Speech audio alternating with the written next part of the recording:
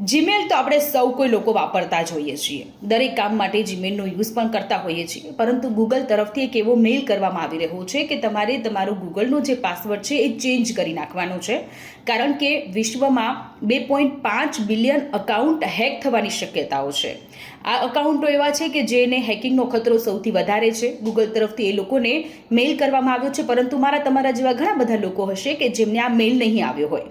એ લોકો પણ સેફટીના કારણે પોતાનો પાસવર્ડ ચેન્જ કરી નાખો અને એ સિવાય 2 ફેક્ટર ઓથેન્ટિકેશન ઓન કરી દો કે જેનાથી જીમેલનું જે હેક થવાની જે પ્રોસેસ છે એ બીજો એક પાસવર્ડ માંગશે અને એ પાસવર્ડ હેકર્સ પાસે નહીં હોય અને એના કારણે જીમેલનો એ લોકો યુઝ નહીં કરી શકે.